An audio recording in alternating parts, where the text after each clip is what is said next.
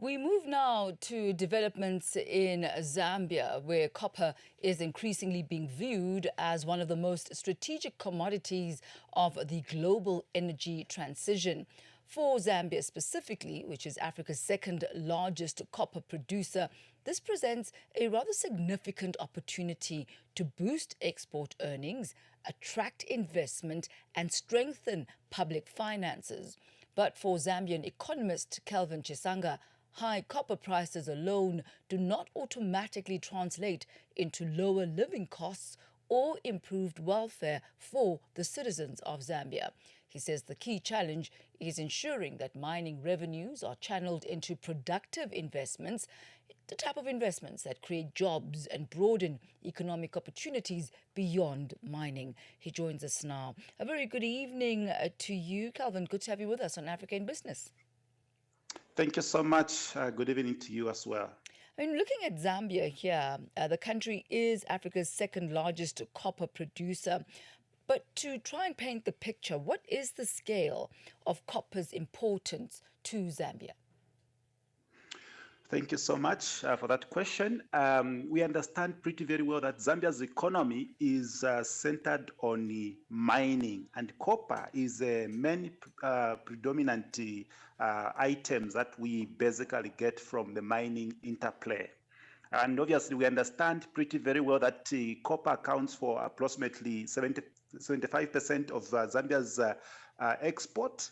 And not only that, also, the baseline economy in Zambia is pretty much mining, which actually cascades effect into other complementary services or complementary sectors of the economy. So it's a main key pillar that basically play out a composition fact of economic stability. So it's a stabilizer for our activities here in Zambia. And again, we have seen from time to time, we are also developing many other minerals which are also coming to complement. But copper has still remained a very important aspect for us because just building up everything from that perspective.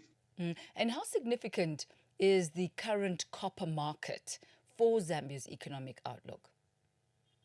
Okay, so the Zambian case has been standing on favorable copper price, which is quite an important aspect we have seen the global market in as far as demand is concerned. The global demand for copper has been driven mainly by technological aspect, especially when you look at the green technology or any transition process which we are seeing taking place at global level. With regards to electric vehicles production, we are talking of also renewable energy infrastructure as well as industrial expansion. So with Zambia's prominent feature in the domestic situation, we seem to be very much favorable from there. But at a global level, we are standing to be the producer or the supplier market in terms of what the market is demanding today.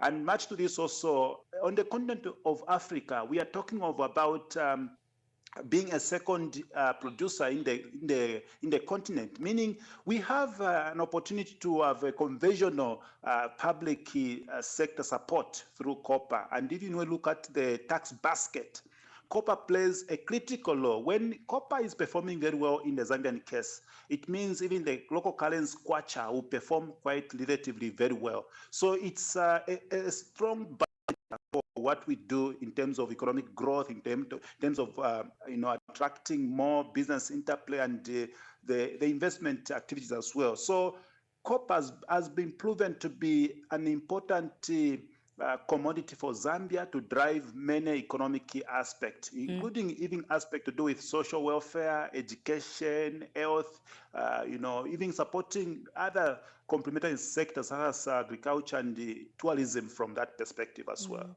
I mean, if we look at a recent report by the World Bank as well as the African Development Bank, they've highlighted that copper contributes largely to the mining contribution of the country's GDP, which sits between 12 and 15%.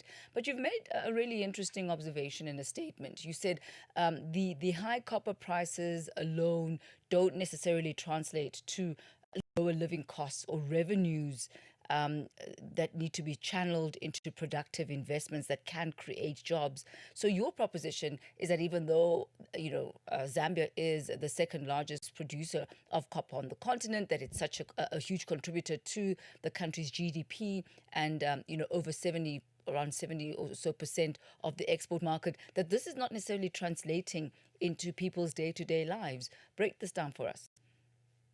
Okay, so when you look at the mining sector in the Zambian case, obviously with the demand for going toward the 3 million metric tons of productive output, which has been set as a target by central government, we understand very well that when copper performs very well, it brings about key economic effects in Kwacha and in many others, including even breeding job creation, also bringing to support the national budget as well. So the reason why it does not translate into lowering the cost of living, because the technological advancement that are being taken with the mining aspect in terms of activities are not taking more people to actually, exposed to some of these opportunities that are basically coming or emerging to the mining, meaning despite it being the biggest fundamental aspect of the economy, it does not get a lot of people to be employed there. So the transmission mechanism in terms of employment, in terms of all these other factors, they do not have a direct filter through, meaning we only get to have a larger benefit on macroeconomic levels where we're speaking of the GDP being pushed because of the numbers that come from the mining sector. But again, with a breeding process of good effect around SME, where they are able also to interplay into businesses and aggregation of some sort within the mining sector. It has got that slow down or slow, pass-through aspect. Again, the bigger part is where now we are trying to strengthen energy infrastructure using copper at mining tax receipts, where it's also coming to social welfare, building up education centers as well as skills development from that perspective. And so what would be, Mr. Chisanga, the infrastructure and policy reforms that are needed in order to unlock the sector's full potential? Okay, so we need to do value addition, which is the main key factor that we need to drive going forward, because all this time we have actually been exporting low export commodity, which is not adding value to what we should be able to see. Because again, if we are to gear up into value addition or vertical integration processing, meaning we can now have people to work in those processing, and again need to also help to change the narrative for value retention, because what has been happening in the Zambian case is that the copper sales does not eat back into the national economy, meaning we only get to have small things like tax being paid to Zambia, then the money that need to learn production, paying workers and all that, that's what actually happens. But the larger chunk of profit of that copper is sustained somewhere. So if we can reshape how we work out, a baseline of how sales are being protected from there, meaning whatever is sold out there, it should eat back into our national treasury. Then that's when they can now look at repatriation to the shareholders out there and all that. But it's not the case as it is right now. So as we know, copper provides a strong fortitude of economic backbone for Zambia. So if we are to realign that, can also be able to be helpful in essence. And also work on taxation formula, because the taxation also has been changing for some time, but we have a very consistent policy regime which has sustained for the past 3 years now. And just as we close off this evening, there is a real move on the African continent. We've seen that increasingly with recent developments towards beneficiation. Is Zambia moving towards that direction as well? Yes, it is a strong focus or strong policy aspiration that we need to look at local processing, because that is where we can make varied retention. And also that can also create a more resilient productive economy.